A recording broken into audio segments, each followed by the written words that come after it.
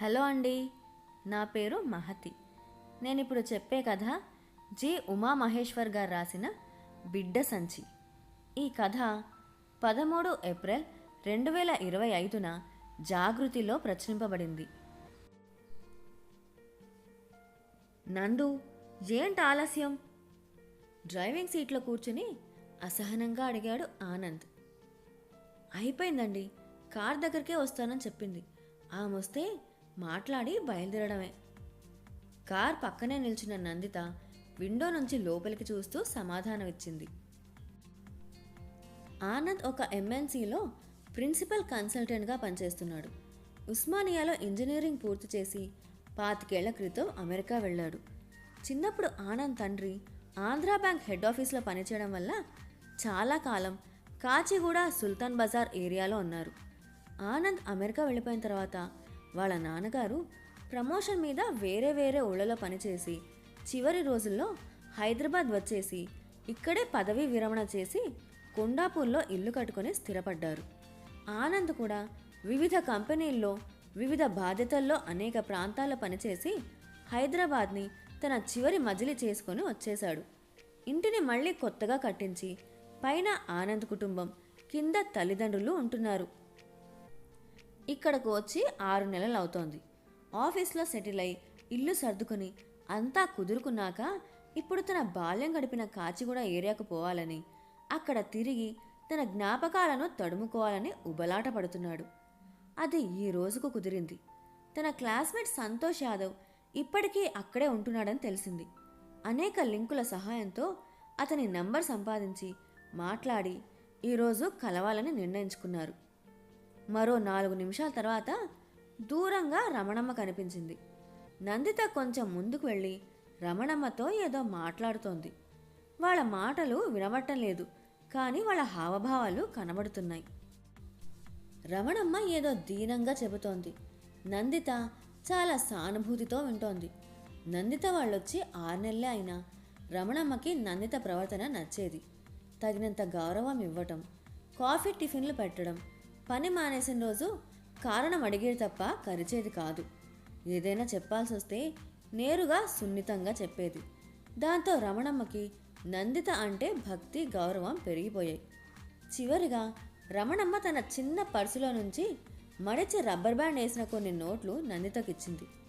నందిత సరేనంటూ తలుపుతూ ఆ నోట్ల కట్టను తన బ్యాగులో వేసుకుంది.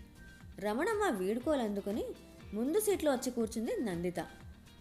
దంపతులిద్దరూ హైటెక్ సిటీ మీదుగా కాచిగూడ వైపు బయలుదేరారు. ఈ రమణమ్మ గొడవేంటి నీకు? డ్రైవ్ చేస్తూ అడిగాడు ఆనంద్.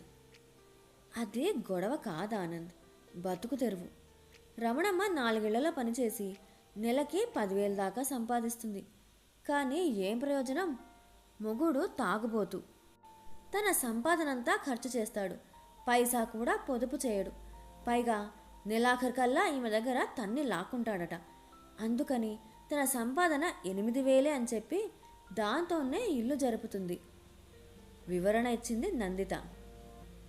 అంటే భర్తను మోసం చేస్తుందన్నమాట, సరదాగా అన్నాడు ఆనంద్. నందిత కూడా సరదాగానే నవ్వుతూ, దాని మోసం అనరు బాబు, తల్లి మనసు అంటారు. అది మీకు అనుభవంలోకి వచ్చే అవకాశమే లేదు. పిల్లల అవసరాలు తల్లికే తెలుస్తాయి. దాచిన ఆ 2,000 పిల్లల ఫీజులకో, మందులకో, ఏమైనా కొనియడానికో వాడుతుంది. నా దగ్గరుంటే మొగుడికి అనుమానం రాదని, వచ్చినా అడగడని ఆమె నమ్మకం అన్నది. దారిలో స్వీట్స్, పండ్లు కొనుక్కొని కోటి దగ్గర చప్పల్ బజార్ చేరేపాటికి సాయంత్రం 4 అయింది.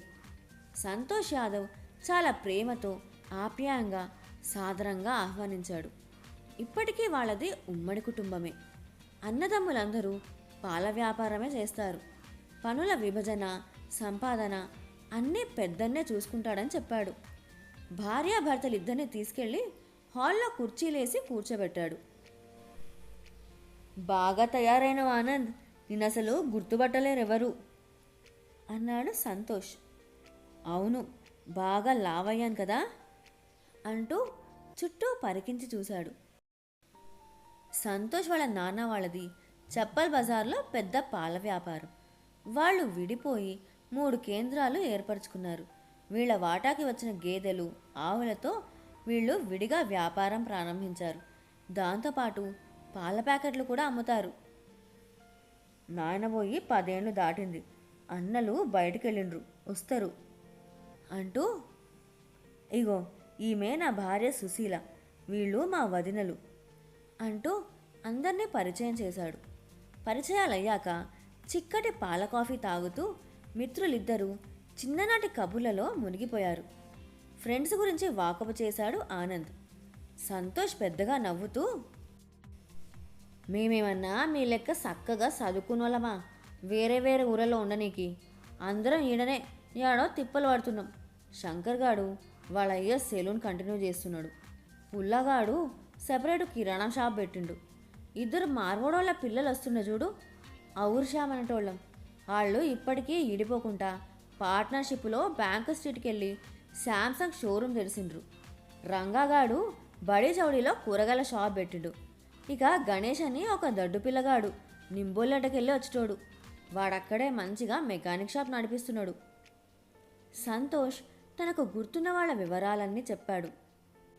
నందిత కొంచెం ఇబ్బందిగా కూర్చుంది. ఎవరూ ఆమెతో మాట్లాడటం లేదు. వాళ్ళ పనుల్లో హడావిడిగా తిరుగుతున్నారు. అక్కడ పచ్చిపేడ వాసన ఘాటుగా కొడుతోంది. ఆమెకు అలవాటు లేకపోవడం వల్ల ముక్కు మూసుకుంటే ఏమైనా అనుకుంటారేమోనని అలాగే భరిస్తూ పరిసరాలు గమనించడంలో నిమగ్నమైంది. అది పాత మోడల్లో కట్టిన ఇల్లు. హాలు ఎత్తులో ఉంది.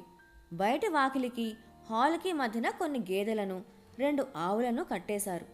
ఆ జాగా వాటి కోసమే అన్నట్టు కొన్ని గుంజలు కూడా పాతారు. పనివాళ్లలో ఒకతను పాలు పితుకుతున్నాడు. సంతోష్ యాదవ్ భార్య వదిన పర్యవేక్షిస్తున్నారు. అంతవరకు బోర్గా ఫీల్ అవుతున్న నందితకు పాలు పితికే సన్నివేశం ఆసక్తిగా తోచింది.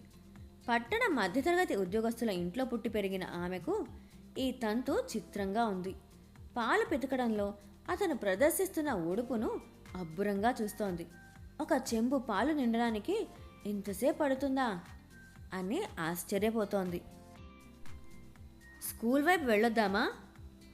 ఉన్నట్టుండి ఏదో గుర్తొచ్చిన వాడిలా అడిగాడు ఆనంద్. ఇంకెక్కడి స్కూల్ భాయ్, లీజు పూర్తయిందని పడగొట్టేసిండ్రు.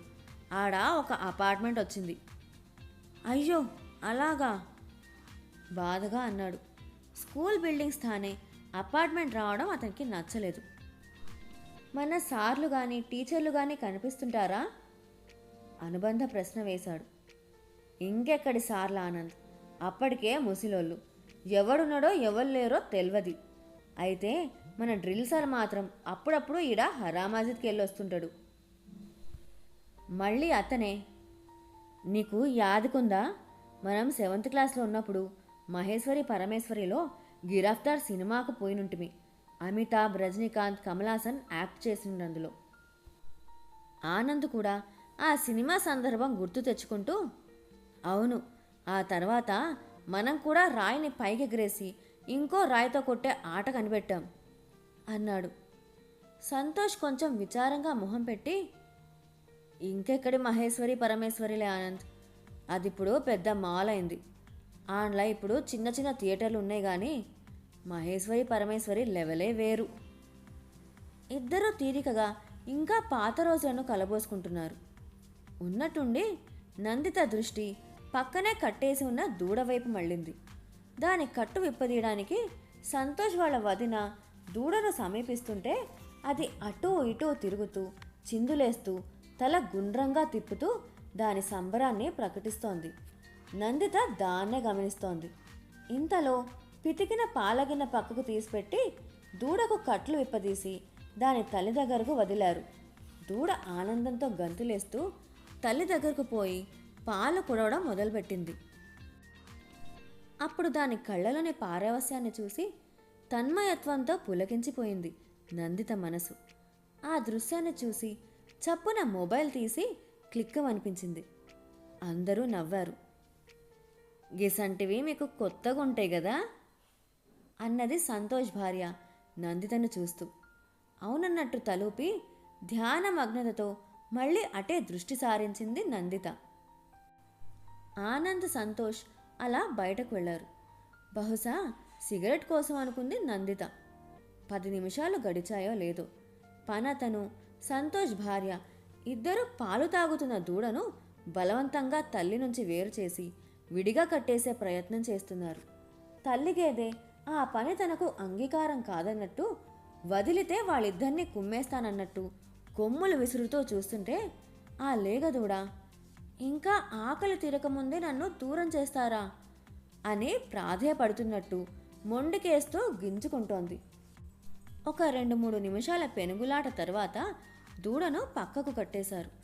ఆ అలజడి తగ్గిన తర్వాత పాలకు మళ్ళీ గేదె దగ్గరకు పోతున్న వాళ్ళకి ఎవరో ఏడుస్తున్నట్టు ఎక్కిళ్ల శబ్దం వినబడింది. ఎక్కడా అని చుట్టూ చూసి ఆ శబ్దం నందిత దగ్గరే నుండి వస్తుందని గమనించి అందరూ నందిత వైపు చూశారు. నందిత ఏడుస్తోంది. అప్పటికే ఆమె ఎంత నియంత్రించుకున్నా ఇక తప్పదన్నట్టు ఎక్కిళ్ళు బయటకు వచ్చాయని అర్థమవుతుంది. అందరూ తననే గమనిస్తున్నందుకు కించపడుతూ కళ్ళు తుడుచుకుంటూ నవ్వడానికి ప్రయత్నిస్తోంది. అయినా గొంతులో నుండి దుఃఖం తన్నుకుంటూ వస్తూ గుండెలు ఎగిరెగిరి పడుతున్నాయి. సంతోష్ భార్య వదిన నందిత వైపు చూసి ఏమైందమ్మా అని వాకపు చేస్తుంటే నందిత కొంచెం సిగ్గుపడుతూ ఏం లేదు అంటూ కళ్ళు తుడుచుకుంటూ మళ్ళీ మామూలు అవడానికి ప్రయత్నిస్తోంది. అప్పుడే లోపలికి వచ్చిన సంతోష్, ఆనంద్ ఈ దృశ్యం చూసి కలవరపడ్డారు. సంతోష్ వదిన చొరవ తీసుకుని ఏమ్మా ఏమైంది అని అనునయంగా భుజం మీద చేయి వేసి అడిగింది. వాట్ నందు, ఆర్ యు ఆల్ రైట్? దగ్గరగా వచ్చి అడిగాడు ఆనంద్. నందిత ఇక చెప్పకపోతే బాగుండదని నోరు విప్పింది. మెల్లగా మాటలు కూడబలుక్కుంటూ ఆ దూడకు మళ్ళీ గొంతు పూడుకుపోతుంటే కొంచెం ఆగి ఆ దూడకు ఇంకా ఆకలిగా ఉన్నట్టుంది.